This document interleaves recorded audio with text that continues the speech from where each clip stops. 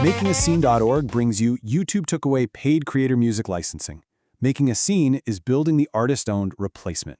So if you're an indie artist, a creator, or really just someone who's super invested in how the modern music economy works, you already know the ground is constantly shifting underneath us, right? Well, recently, a pretty major change went down on one of the internet's biggest platforms, and it sent absolute ripples through the indie music world. But hey, rather than hitting the panic button, this is actually a massive, and I mean massive, opportunity for us to completely rethink how artists build their careers from the ground up. Okay, so let's look at the timeline here. Back on August 10th of 2026, YouTube started phasing out the paid license side of creator music. You might remember this was that built-in system where eligible creators could just pay an upfront fee to legally drop specific indie songs into their videos. Well, now they're shifting toward a purely free or gratis licensing model. To be absolutely clear, creator music itself isn't dead. YouTube is just, changing the product. Existing paid licenses will run their course, but that specific transactional path, the one where you, as an independent artist, could just get paid for a simple one-off license, that's disappearing. So how exactly do we navigate this? Well, here's the roadmap for our explainer today. First, we'll look at how YouTube changed the rules. Second, we're going to examine the platform economy trap. Third, we'll explore the artist-owned alternative. Fourth, we'll dive into why your catalog is an asset. And finally, we're wrapping up with a really solid game plan. Start with 5 songs. Let's get into it. Starting us off, Section 1. YouTube changed the rules. So we really need to unpack what actually vanished here, and more importantly, what absolutely has not changed. Look, creator music solved a genuinely real problem, right? It turned music into a fully searchable inventory, where a creator could just click and pay, and a rights holder could earn, all in one neat little package. That specific built-in path is what vanished. But listen, here's the absolute critical takeaway you've got to remember. The demand didn't go anywhere, not even a little bit. Video creators still desperately need your music. We're talking podcasters, documentary filmmakers, game devs, advertisers. They literally cannot function without soundtracks. The market is very much alive. Literally, the only thing that changed is the bridge connecting the buyers to the rights holders. And that actually brings us perfectly to Section 2, the platform economy trap. Because you see, this whole YouTube update really pulls the curtain back on a much bigger systemic trap for independent artists. There's this fantastic quote from MakingAScene.org that hits the nail right on the head. They said, "It is a reminder of what happens when artists build important parts of their businesses inside somebody else's building." I mean, just think about that for a second. YouTube hosted a marketplace, and then they just decided to change direction. Poof. Tomorrow, what if a different social network completely tweaks its algorithm, or a distributor just randomly changes their pricing structure? If your entire livelihood, your whole shebang, relies on a system that you have zero control over, you are leaving yourself incredibly vulnerable. So let's really contrast these two worlds because the difference is night and day. On the left side, we've got the platform economy. This is an ecosystem completely dictated by changing rules, shifting algorithms, and follower counts, where your fans are treated as the platform's users, not as your direct connections. If that platform goes under or bans you, your connection to the fans vanishes in a split second. On the flip side, we have the artist economy. This is the goal. This is all about you owning the actual business, capturing permission-based fan data, and holding on to stable, reliable assets. It's quite literally the difference between renting a super fragile apartment on the internet and owning the concrete foundation of your own career. Which pivots us right into Section 3, the artist-owned alternative. It is officially time to stop renting and start building.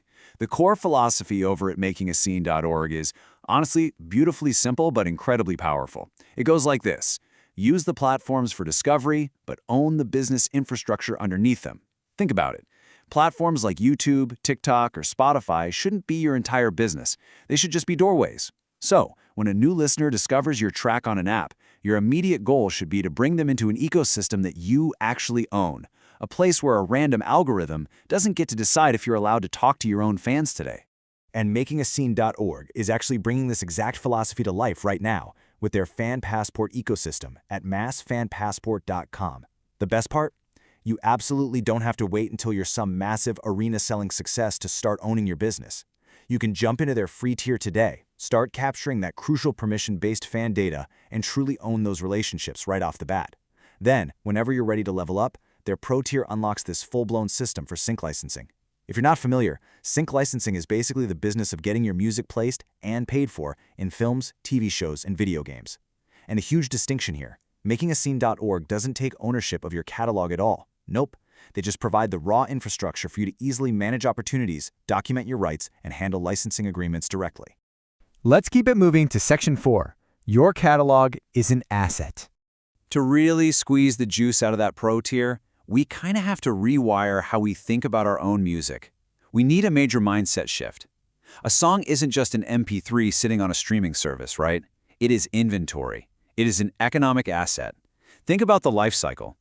One single song can generate income first through streaming and publishing, then it drives ticket sales for live shows and merch, and then it can generate huge payouts through sync licensing and custom work. This interconnected web of revenue streams is exactly how you build a sustainable career.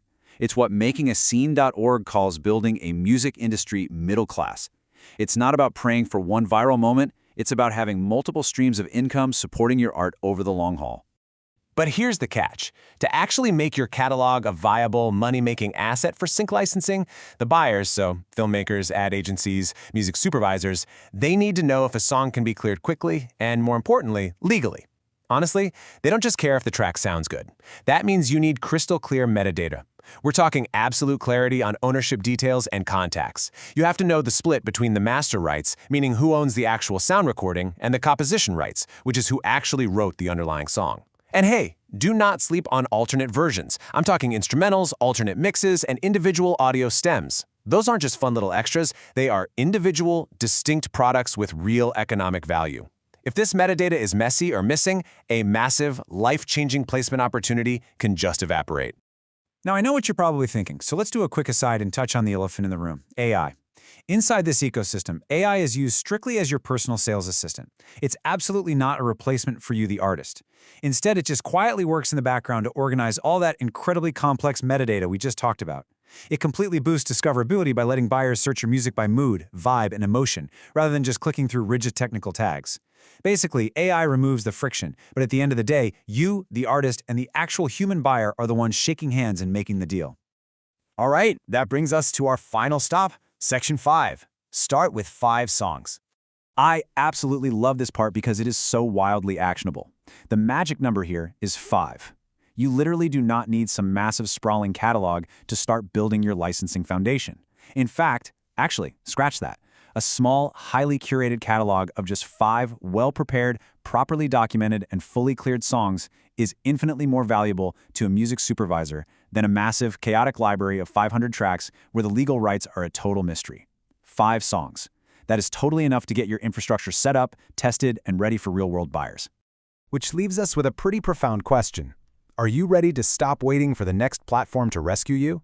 Look, YouTube taking away a paid licensing path is just proof that depending entirely on external systems for your career survival is a massive, massive risk. But remember what we said earlier. They didn't take away the market demand, and they certainly didn't take away your music. The opportunity is absolutely still yours for the taking, provided you step up, build your own foundation, capture your own data, and foster direct, one-on-one relationships with your fans and your buyers. Make sure you check out the other great articles and resources on makingascene.org, the place the indie artist goes to build the new music industry.